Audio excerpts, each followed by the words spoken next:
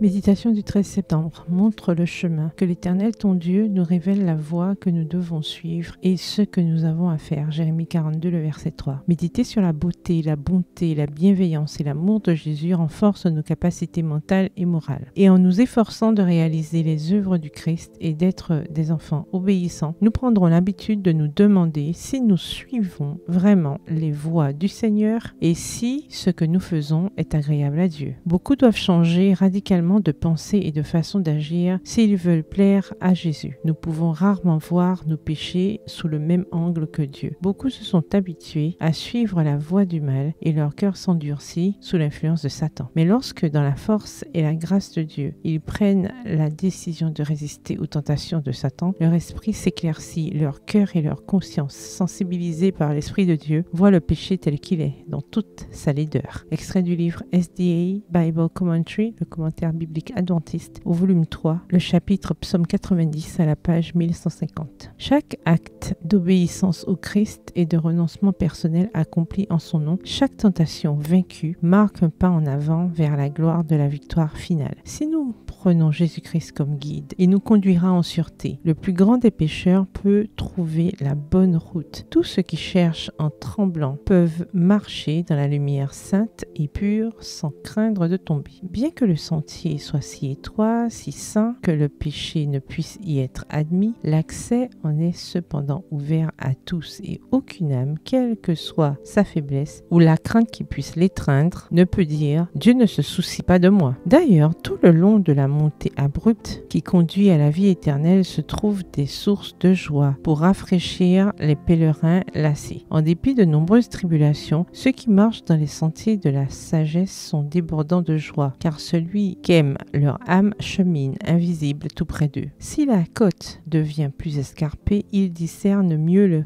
réconfort de sa présence. À chaque pas en avant, les rayons de gloire de l'invisible illuminent davantage leur sentier et leur chant de louange monte toujours plus haut pour se confondre avec les cantiques des anges qui se tiennent devant le trône. Le sentier des justes est comme la lumière resplendissante dont l'éclat va croissant jusqu'au plein jour. Proverbe 4, verset 18. Extrait du livre Heureux ceux qui, le chapitre Aimez-vous les uns les autres aux pages 113 et 114. Bonne soirée et que l'Éternel vous bénisse.